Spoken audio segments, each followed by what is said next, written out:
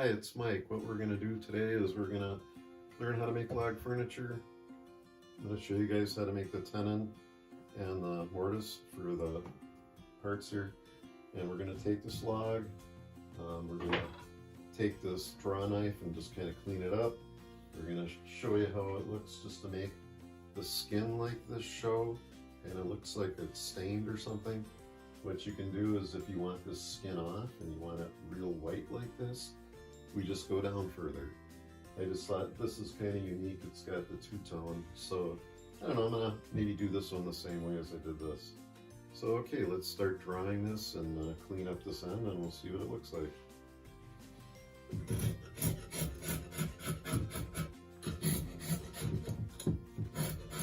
So what we'll do now is talk about some of these knots. These knots, if you don't want them to show like this, what you can do is you can just take them and just pop them off. You want to not go too deep so you keep the skin on.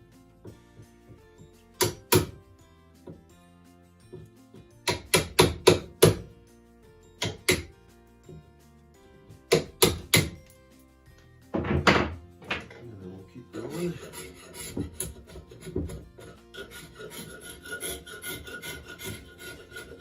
If it does show white in some of the spots, it's character. It's a log.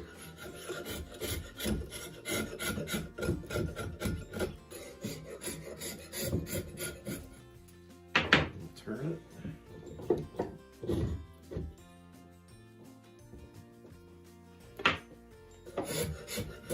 This skin is fairly thick, so it takes a while to get down if you want it white. It's about a good 1/8 of an inch or more thick. I also wanted to talk about this cart. I made it to do especially this. Holds all my Forstner bits. I got the V cutouts here so it can hold the log. This is actually screwed to my bench when I'm doing this. And then obviously the clamps. And it works pretty good. It has a spot here, a bin for all my shavings when I'm done. And then later on if you want to burn them or something, whatever.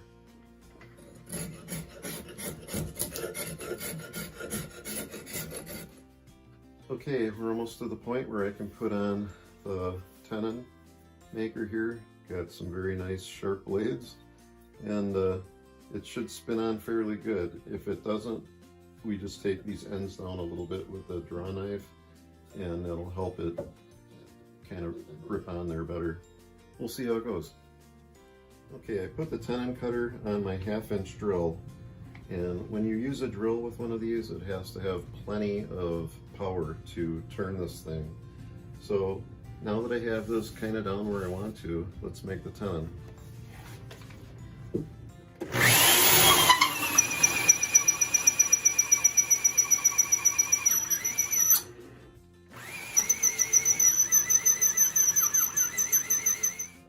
Okay, now I'm going to cut this sample piece of tenon off this part of the log. And when I cut logs like this, I either cut them with my chop saw like this, if I can find a decent way and I can prop it up okay so I don't get kickback.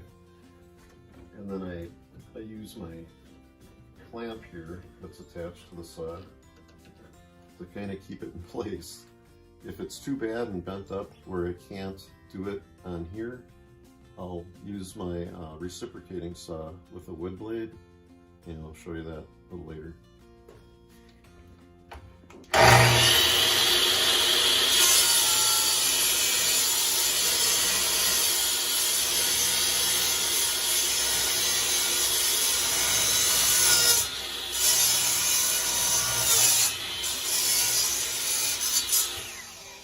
And that's what I mean, it's a little testy.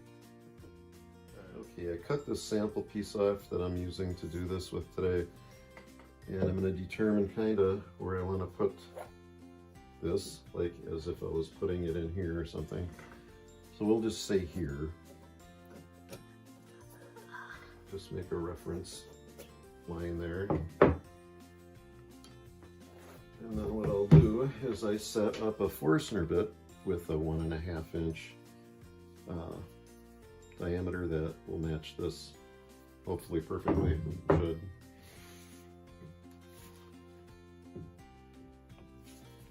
Okay, we'll drill this and we'll drill it down approximately 1 inch.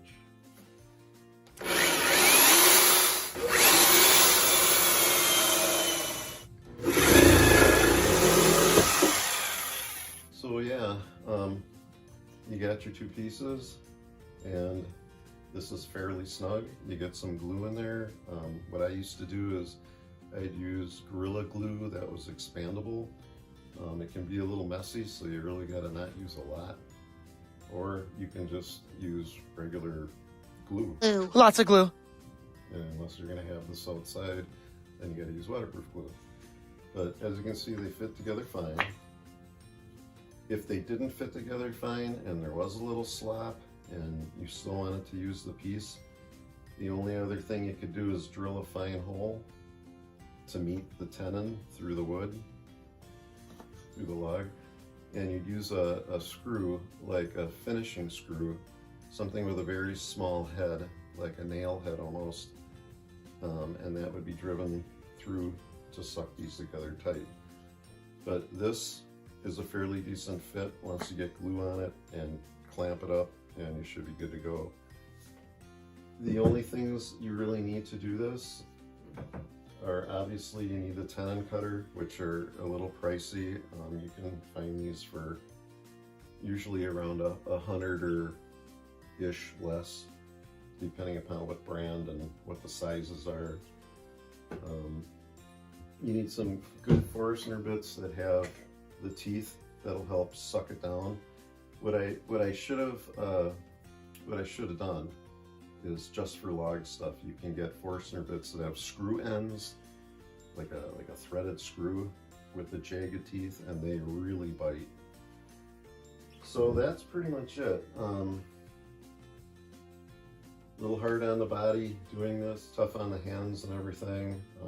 So if you do a lot of it, I hope you get good joints. What is that? What is that? So that's it for today, and make some log furniture.